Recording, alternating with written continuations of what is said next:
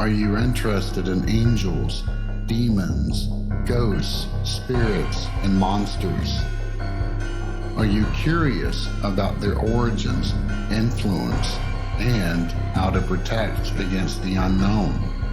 If so, then welcome to Southern Demonology, the podcast that explores all of this and more.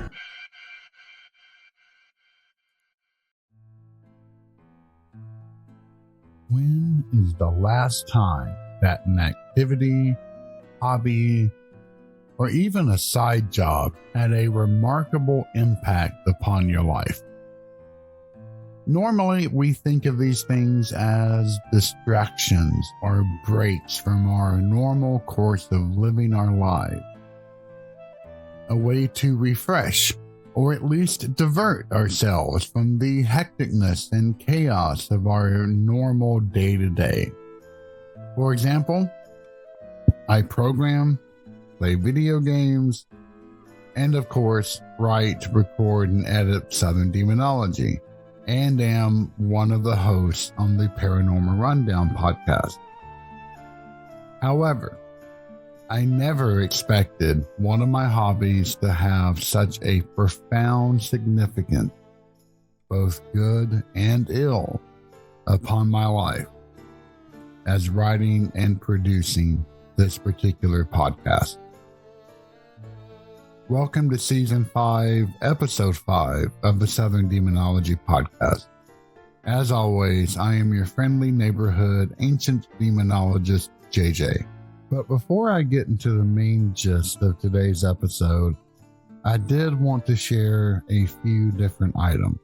While I was in Tennessee to watch my son's graduation and hang out with my mom, both of which were just absolutely wonderful, I received an email from a listener who stated that she too had horrible nightmares and had found that few, if none of her friends even dreamed anymore, nevertheless be able to relate to her plight. And then one night, she had a nightmare about hell that traumatized her. In short, after listening to Season 5, Episode 2, which is entitled The Pain of Dreaming Demonic, she was so relieved that someone else had gone through something similar that she just wanted to thank me for sharing my own experiences. In a follow-up, I asked if she would mind describing said night terror without bringing up too many horrible memories, and she agreed. This is what she wrote. I don't mind telling you about what I remember of my nightmares, and I'm fine with you sharing them. I don't ever remember a continuous stream of imagery. What lingers most are snippets or scenes, more like the emotional impressions that it makes. I may not always know the entire arc of the storyline or to any depth of what's going on. Sometimes I just appear to be there as an observer. The observer ones seem to be the most horrific. The visit to hell, for example. I don't know why I was there. I just was. My first impression is that I was on some sort of roller coaster that tours through a Dante-esque hell, a downward spiraling cave made of rock-hard gore, stalagmites and stalactites painted in blood, but made of gore. Along the spiral of the cave, where a footpath would appear to be, lay hundreds of mutilated animals, horses, dogs, cats, and all sorts of animal species, all dismembered, dissected, and all in torturous pain. The noise was full of screams from the animals that never stopped. I had the distinct feeling that the cave was only the entrance to something far worse. I do not remember seeing demons of any classical description, just shadows of things I thought that might be demons. I was forced to watch these animals be tortured and told I wasn't allowed to look away. I tried to close my eyes but couldn't. I had to watch until I finally woke up. I do have nightmares involving the typical monsters, only a few about werewolves, but loads of horrible zombie dreams. One running theme, which is the most disturbing, and the one that I have had since I was very young, involves infant sacrifice. I have had many dreams where I am forced to watch babies being murdered by some mysterious group. Sometimes this group has a clear occult nature, but others I get the impression that it's just a group of really evil people. For the sake of some decorum, I daren't describe the hideousness of those dreams in detail. I have spoken to so many people all my life, and every one of them have said that they don't have nightmares. Some don't even dream. I always dream and have many nightmares. I don't usually discuss the nature of my dreams, and I guess a part of me thinks that I would be accused of some illness. One thing that struck me while I listened to the dream episode was you talking about being in your school. I've been out of school for 25 years, and I have the same setting. But the school is always like a maze. I grew up in a very small town, 250 people. Though the school was tiny, I often dream about houses in which end up like mazes. Ladies and gentlemen, I do believe that I have encountered a kindred soul out there who suffers from the same night maladies as I do myself, even down to the labyrinthine structures in which the dreams take place. I cannot express how much I appreciate you sharing your harrowing night terrors. If you, dear listener, have had any similar experiences, I would love to know. Please contact me through southerndemonology.com and click on the contact button. Also note that anything shared with me will never go beyond myself unless I receive explicit approval from you. Considering that I am a long-term application developer, I take privacy to be the most important factor, along with personal honor. I do have one last item to share, and this one is from none other than our dear friend of the show, Dr. Bert, an accomplished psychiatrist from the Netherlands, whom I interviewed in Season 4, Episode 9, entitled Faces of Evil. In our Discord channel, he posted, I enjoyed your latest episode, Demonology 201, and during my ride back from a friend this night, something peculiar happened. The road I was driving on was not very well lit, but it wasn't completely dark yet. As I came to a very light bend in the road, I saw, still beyond the reach of the headlights, using my normal lights, and I saw an animal crossing the road. It appeared to be dog-like in size and posture, and I expected it to see it within a few moments, as the headlights would cast its light on it. However, once the lights crossed that path, there was nothing there. I had my eyes on it because I didn't want to drive over it and didn't see any sudden movements. It was there, and then it just wasn't. When I asked if I could share this, he replied, Sure, you can use it, but I am still trying to figure out a rational explanation. I am very keen on watching out for wolves. Since they have been reintroduced in the Netherlands, they come closer and closer to the part where we live. And since we have horses, this development isn't a comforting one, to say the least.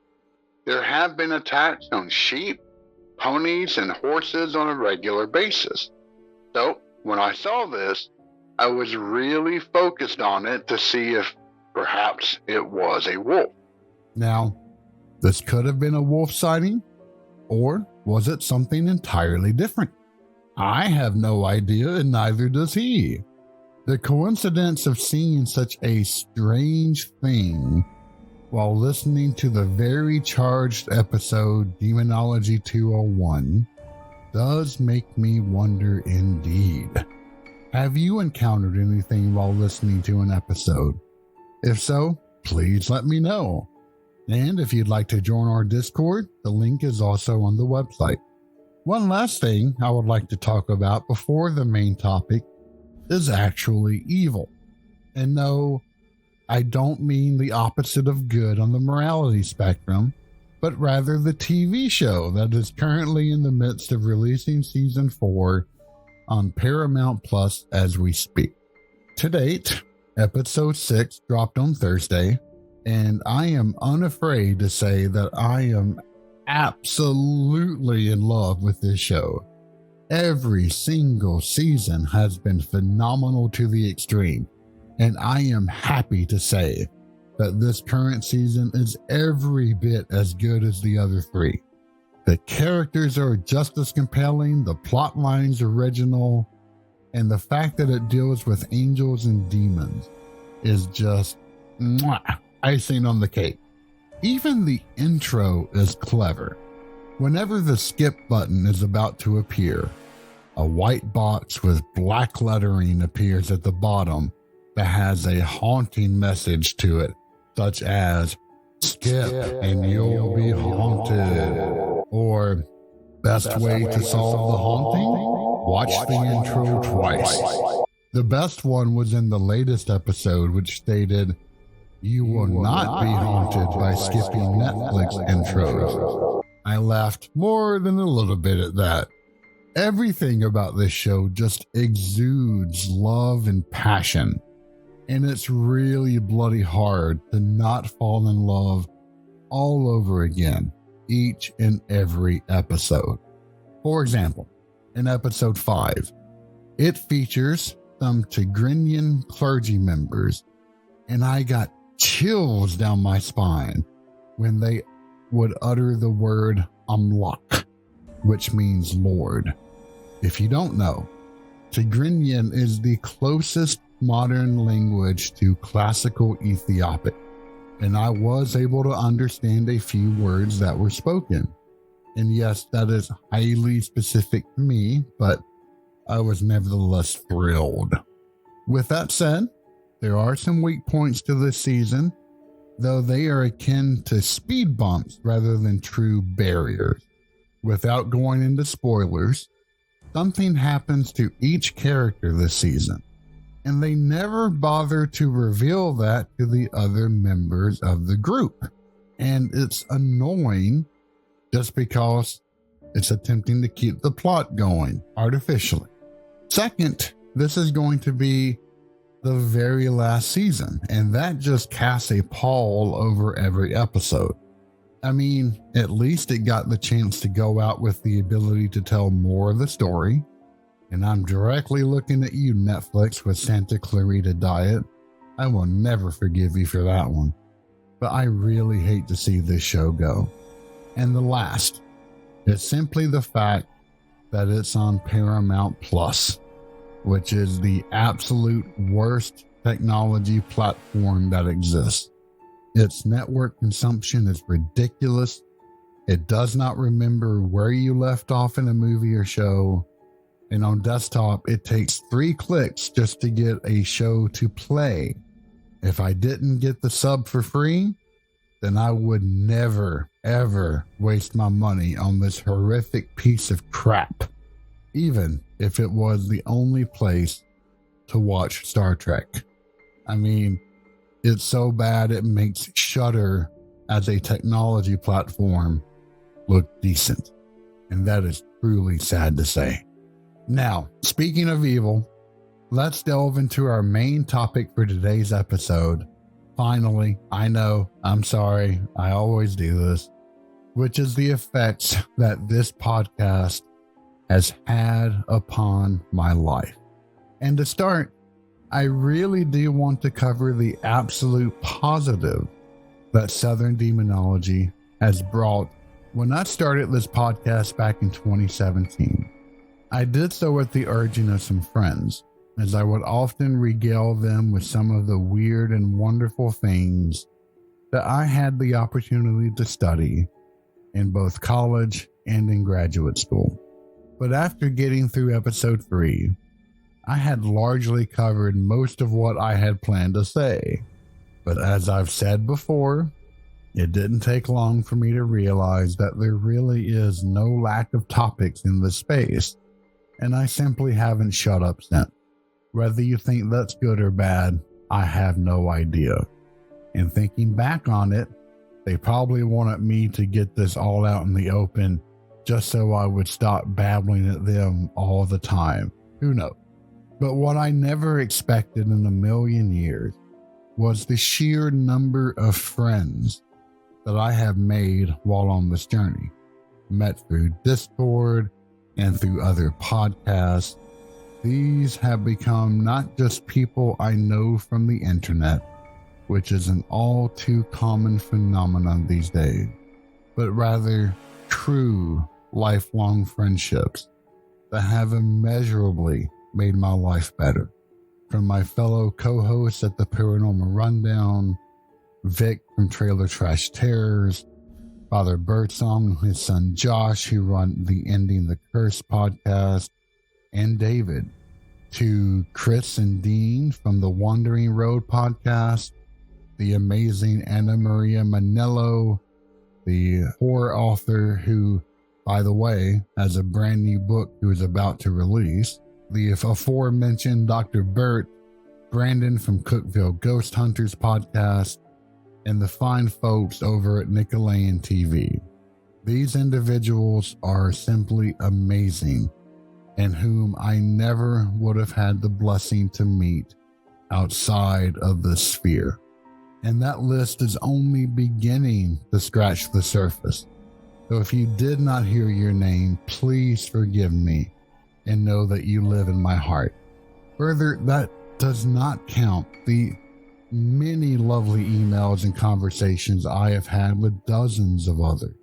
The Discord server is full of close friends, and the emails I have received are nothing short of phenomenal.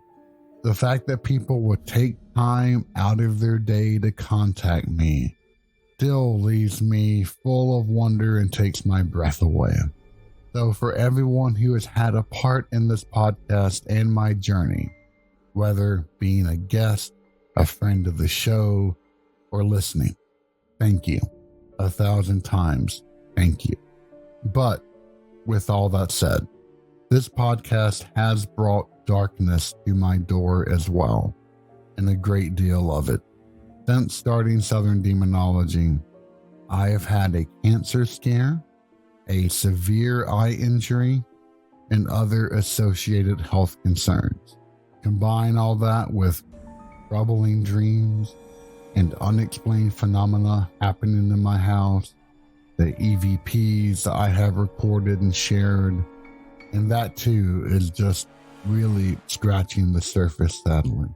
Father Birdsong said it best in one of our conversations when he stated that the enemy, or the kingdom, does not like others talking about it, especially when it comes to educating about them, spreading knowledge about methods of protection, or the kingdom's modus operandi impedes them, and they will do anything to remove that.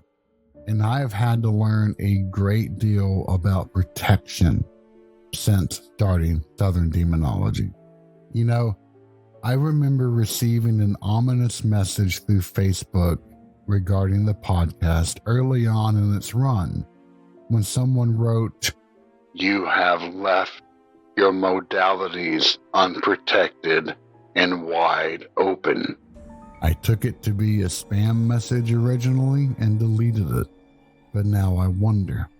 And after the cancer scare and being deathly ill to the point where I was hospitalized for over a week, I knew I had to protect myself, and protect I did.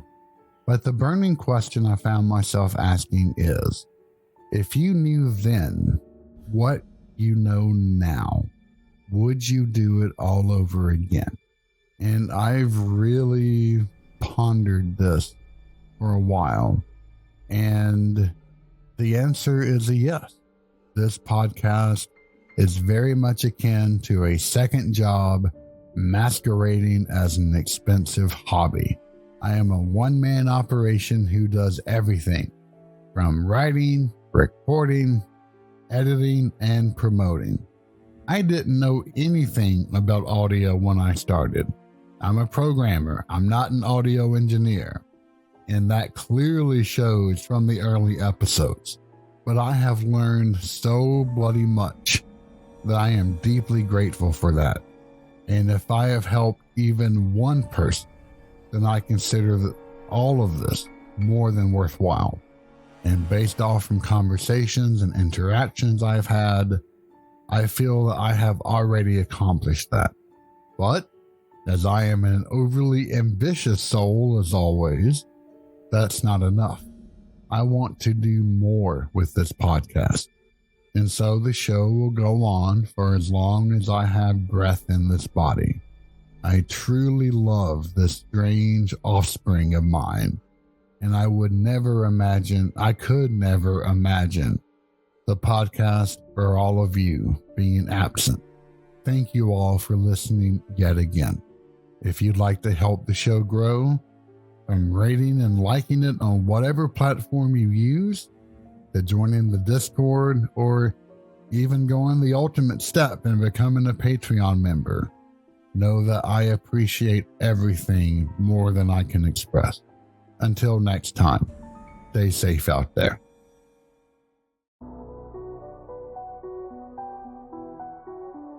Thank you for listening to Southern Demonology.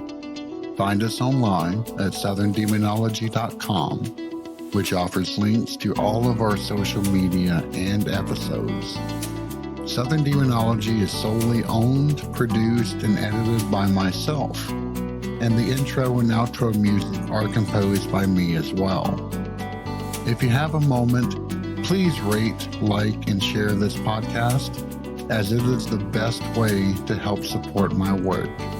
As always, I am JJ, and it has been a pleasure to speak to you today.